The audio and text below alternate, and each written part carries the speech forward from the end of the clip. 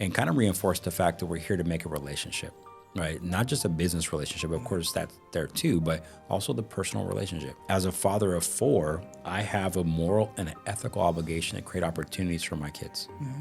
So if I let you down, I am in fact letting them down. You know, all of this stuff is good, right? All this stuff is great, but when it boils down to it, you're getting a human being that is vested in your success, and these people that you're looking at in the face are the reasons why. All right, guys, welcome back. This is episode 30 of the How to Real Estate Podcast. We are your host, Kyle Lindsay, and myself, Jeremy Smith. And today, we're going to be talking to you guys about creating a very effective listing presentation. Now, I know that not a lot of agents actually have a dialed-in listing presentation. Some of them just show up with comps that are printed out and have a great conversation, and that's the strategy.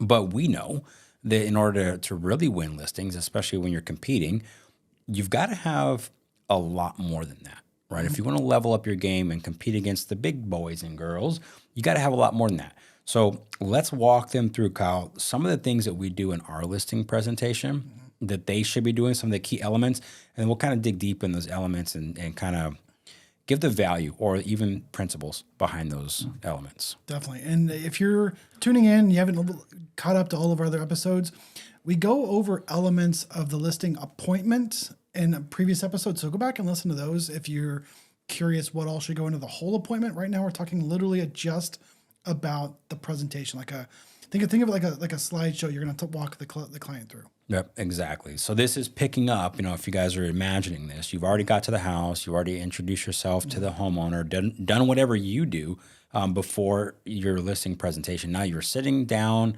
you're pulling out your laptop, your iPad, and you are going over a slideshow. Yes. Right. And this slideshow is meant to educate. And a lot of times we find that it even gets rid of objections. If you're doing it right. Yeah. The point of this really is you're educating, but you're persuading, you're selling yourself during this presentation. This is what you would really think of, in my opinion, as more of the pitch. Right. This is where you're actually presenting yourself to the client and asking for the sale, asking for the contract, asking for the listing. Absolutely. Absolutely. I just won an expired listing a few weeks ago, and this presentation actually that we have is what won it. And the guy called and he even told me that, and I've got it recorded on Follow Boss, so we can listen to that call where he was like, I've never seen a presentation like that, and that was very professional and very awesome. And the reason why I want to work with you guys is because your presentation was so thorough, so I would imagine that the process and this is going to be thorough with you guys. Yeah. In fact, we've talked in a previous episode about the pre-listing appointment email. We include our listing presentation in that email.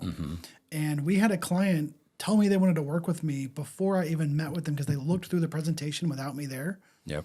And said, that, done. Like, no one else has done it like this. Yep. If you're not doing a professional presentation, you have to be, right? If you're going to level up in the game and get listings where you're competing against other agents, you have to do it. And you have to get good at it. You have to know it. You have to be able to just converse through it, because I think like slides can be boring, right? PowerPoint for corporate world, and that can be boring. But when you present and it's also entertaining and interactive, it takes on a whole new life. So, 100% agree. But I want to dig in a little bit to why do most agents not do this? Why do most agents just take like that preset one from the brokerage, or I don't know, they just minimal effort into it? That's a great question. I think that it is pretty much indicative of the attrition rate. 87% of agents fail. And I always go back to that because it just makes sense. Most agents, one, they don't know, right? They don't know. They don't ever really try to even figure it out, right? They're like, hey, I got my license. What do I do, broker? Broker says do this. They do that. And that's it. Like, there's no, well, is this even the right thing? Like, I was talking to a guy not too long ago, brand new agent, and very nice guy. Met him at an open house. And this dude was like, I will only take training from my broker. Okay. And I'm like, you do realize your broker is just one person, and there's many ways to do things. And there's a lot of amazing people out here that you can learn from. He's like, no, I don't want to learn from anybody else, just my broker or my mentor. That's it. I'm like, Okay. all right. Well, see, the problem with that is now you're so narrow focused, you're going to miss so much gold out there. Right. And I think that's part of it. What a weird ego to have too. Like that this is the only person that can train you. Like, I don't know who this broker is, but I'm curious, like, because most brokers I know don't do a lot of deals. Yeah. They have done a lot of deals in the past, and they've moved up the ranks, and now they supervise. Mm-hmm. They still have a lot of incredible insight. They're still very good at what they do, but does it not also benefit you to hear training and get training from people that are actually actively doing deals right now? Absolutely. It absolutely does. And in different perspectives, because what I tell everybody is this is just a way. Right. Right. There's more than one way to do this. You can be effective. Before, when I was in real estate the first time, my listing presentation, I had one. It was a kind of a broker generic thing, and it was all on paper. Right. It was all in little clear sheets inside of a binder. You pull it out and you go through those sheets, Right. old school. But I was like that. Like I took what they had and I just used that, and obviously that was a failing formula for me. But I think that's the reason. I think a lot of agents just, they don't know. They don't have the ambition to go out there and learn more. They just want to go out there and get business. But the reality of they're going to have to compete and they're going to have to be in sales just kind of eludes them. Gotcha. That's what I think. I don't know. What do you think? No, I agree with most of that. I do think that the barrier to entry to becoming a real estate agent is low. Mm-hmm. Like people think that, the test was hard and this and that, and going to the online club. I mean, let's face it, guys. It's less than 90 days if you're doing it right of classes, and I'm putting that in air quotes because what do we really use from those classes once we become an agent? Almost nothing. Right. So you got to pass a few tests. You got to be able to have a clean enough record to get your fingerprint and your background check done, and then here's your license. Go sell homes. Go help people with the most important transaction of their life. I know. And I think a lot of us don't realize when we do that, we've just become small business owners. Right. And we're salespeople and we're marketers and we are fulfilling the service. Yep. We're everything. Yep. And we don't take enough of that seriously. Agreed. Which, back to your point, 87% of us fail because we don't realize what we've just signed up for. Yeah. And the importance of you really, if you want to keep winging it, you can show up and just have a good conversation and you'll probably get some of your listings, especially if they're referrals from friends, people you'll probably get those and you might do an okay job. That's fine. You'll probably fail out of the business at some point because that is not a proven strategy for success. And at some point those will dry up. Yeah. If you want to move from doing 0 to 5 or even maybe 5 to 10 transactions a year, you have to start upping your skills and upping your presentations, not just for your sellers, which we're talking about today, but think about for your buyers too. But that's a different conversation. So today, when we get into this, if you are someone who wants to take your real estate business to the next level and actually start securing most of the listings you go on, you'll never get all of them, but 8 out of 10, 9 out of 10 that you go on, you need a good presentation. And this conversation is 100% for you. Absolutely. Absolutely. And you'll learn, some folks, what you have dialed in after you listen to this podcast, it'll win them. Other folks, it won't. Right. And then you'll learn. You'll say, okay, that works for this person, this works for that person, and you'll start implementing new stuff and making your presentation even better. Yeah. The key is to go ahead and get started. And as we prepare to get into these elements, guys, if you haven't already, subscribe to the channel, subscribe to the podcast, listen to the past episodes on the listing presentation, because this is just a portion of the whole appointment, right? Listen to the podcast on the whole appointment. This is just one little very important part of the appointment when we're talking about the presentation. Yeah. So let's talk about the beginning. So when we get into our listing presentation, it comes after we've sat down, we've talked about goals, we've gone over, we've done a home tour, we've taken a bunch of notes, and we've built up a really good rapport at this point, right? We've told them our agenda, and now we're getting into our listing presentation. So first part we go over is basically who we are and what we stand for, right? Hey, here's our team, here's our admin staff, introduce them to people they're going to meet, and then we future pace in that conversation in our dialogue, right? So, hey, it would be something like this. Hey, here's your admin team. Here's who you'll be dealing with. If you need copies of paperwork, you'll see emails come from this person, right? This is your listing coordinator, and we're future pacing all that stuff as we introduce them. And then once we educate them on who they're working with, we're also going to tell them why we do what we do. Like, what is our mission statement?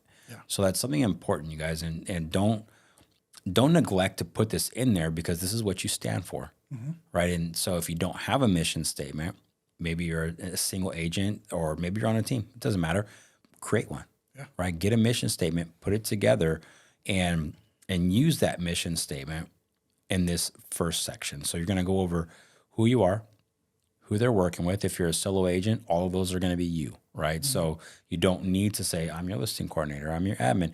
Just tell them about you, right? And don't go too deep, right? Don't be like, hey, I've been in the business this many years and this many transactions. Like, no, just tell them, hey, I'll be your point of contact, right? For anything that you need. You guys can have direct access to me through email, text messages, all that stuff. And then tell them about why you're doing it.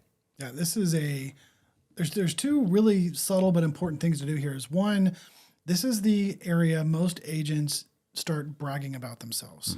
When they actually have this section in the presentation, it really becomes more about them. Right. And what you really want to do is reframe anything you put in here as to why it is a benefit to the client. Right.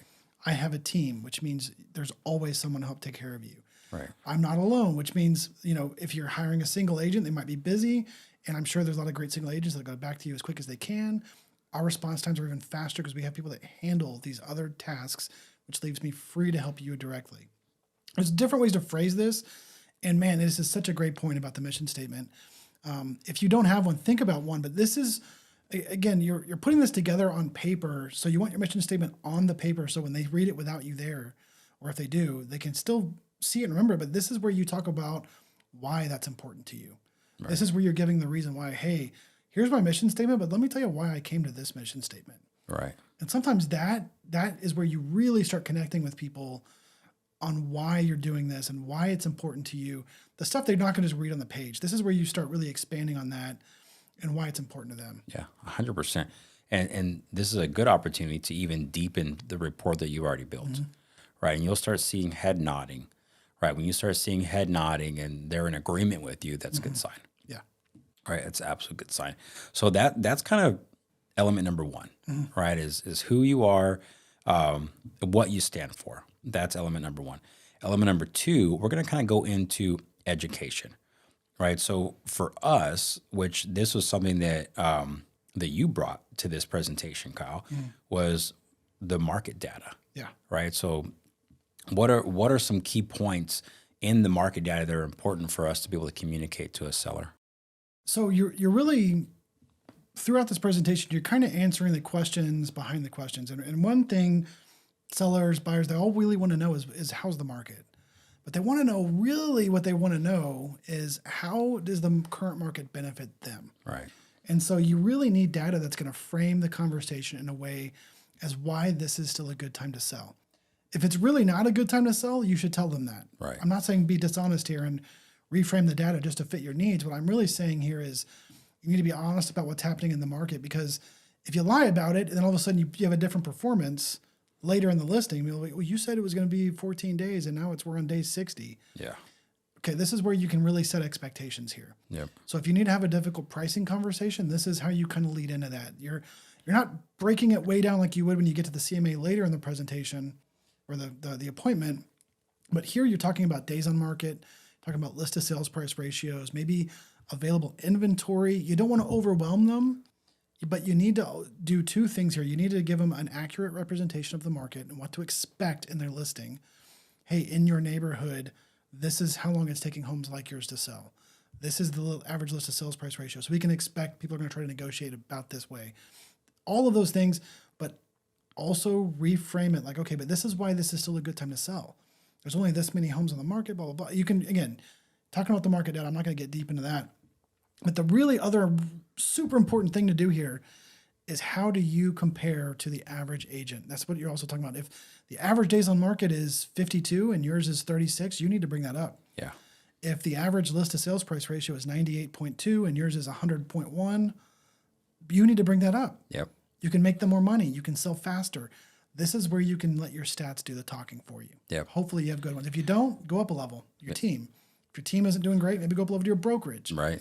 Yeah. Find the stats that do make you look good. Yeah, absolutely, because they're out there. And another result of this is it really helps to solidify you as the authority on the market. Right. right? So now they're like, oh, well, these other agents did not even know that, Right. right? But you know what current interest rates are, what the current inventory levels look like, how long homes are taking to sell, Right. and you're showing me your numbers, right? So most agents aren't going to do that, and that is an absolute genius thing to put in there. And that was overlooked. And I'm glad that you brought that to the presentation. It's one of my favorite parts to go over because, like you said earlier, it is a question that's in their mind, right? How is this market going to impact me? And then when you can give them the data and say, hey, rates are high. This is why we need to price the home this way, right? It just helps you later on down the road. Yeah, one of the ways I like to lead into this part is with a little bit of humor because market data can be a little dry, and you can lead in this however you want. But I like most of the time when we're transitioning, especially from one part of this presentation to another, is you're asking questions, and so you can say something like, "Hey, most of the people selling their home I speak to are really curious about the market data. You probably don't care though, right?" Right. And they'll just be I like, do. "Oh no, I want to see. Oh, you do? Okay, cool. Let me show this to you real quick." Yeah. You That's know, good. Give them a little humor in there. They just poke at them a little bit. Show them Yeah. that you have a little bit. You're not just some dry salesperson giving Right. death by PowerPoint. Yeah. Death by PowerPoint. Again, making it interactive. Right. Make it an enjoyable experience, and that's part of sales, right? Is people enjoying the experience. So after we go over the market data, we go over, how we compare to the market, how we're performing. Hopefully you're outperforming the market. I had a listing presentation yesterday and I did that and they're like, oh, that's 2%. I'm like, that's a big number. 2% on the price of your home Right. is a lot, right? So they appreciated that. Element 3 is going to be basically what makes you different, what separates you from your competition. And I will say, always assume that you're competing. Right. The listing presentation I went on yesterday were the parents of a past client of mine. Their house had been listed previously. It expired in December. They called me up like, yeah, you've been sending us these emails and let's talk. So I went over there, and then at the end of it, they're like, yeah, well, we've interviewed like 3 or 4 other agents. So, we'll let you know. They still haven't let me know yet, by the way. But I went into it not knowing I was competing, but performing as if I was. Right. So make sure you guys are always doing that. But when you're talking about the things that differentiate you from everybody else, they need to be what makes you unique. Like, so for us, it's our guarantees, right? We offer performance guarantees. We offer flexible commission plan, and then how we perform against the market too, right? That's kind of combined. So have you had any good conversations or any listings you won based off of those? I can't point to one where someone said this was exactly why I chose you, but I have someone, I usually get a lot of positive feedback about our guarantees. Yeah. And again, it's about how you frame what you're presenting. These are your unique value propositions. So let's say you're like us and, we have a performance guarantee. You could say something like, hey, do you think that it's fair that no matter how the agent performs, they get paid the same? So they could do a really crappy job and they still get paid the same, or they could do a phenomenal job and get paid the same. Do you think that's fair? And they're like, no, we didn't either. So we created this performance guarantee to hold us accountable to our performance. Yeah. And they're just like, whoa, no one does that. And you're like, yeah, because we stand behind what we're telling you. Right. What we're going to do. Right. Something I used to do, I have not done this in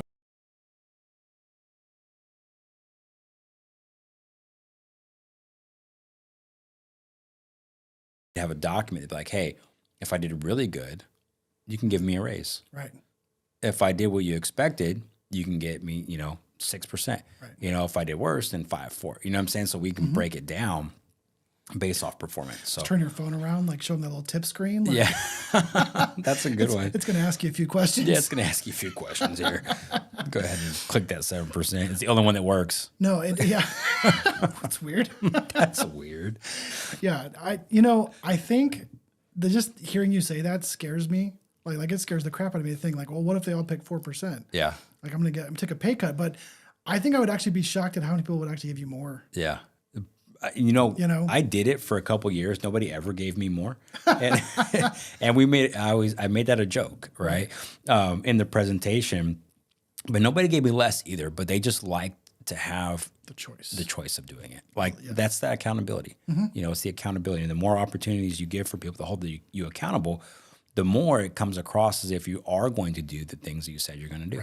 Right. So that's part of these guarantees is being able to address the fears. Yeah. Right. And that's, hey, you know what? The number one fear or the number one concern or number one complaint is lack of communication. That will never be the problem with us. Here's why. And here's what you can do if we do not fulfill that, right? That's our guarantees. So that is kind of number 3, right? We're just going to kind of touch on those guarantees. Now we're going to revisit them before this presentation is over. So the next one is really what I really enjoy this part of it because it's education. Whoa, what's happening? I guess we ran out of time here. Just kidding. So Jeremy and I have gone a little bit long on this episode. When we got down to the editing portion, we realized we were over 45 minutes long and we wanted to shorten it. So in order to put these episodes out in a little bit more bite-sized chunks, we're cutting this one in half. So each episode will be a little over 20 minutes, hopefully between 20 and 25 minutes. That means we're going to finish this conversation in part 2 next week. So hopefully you have been getting some great information here, some great value, and you'll be back to tune in next week before we continue the conversation. So hit that subscribe button like we've already said a dozen times, but hit that subscribe button so you'll get notified when we post next week's episode every Monday. That way you can hear the rest of this conversation where we break down how to really craft the best listing presentation. Thank you and have a great day.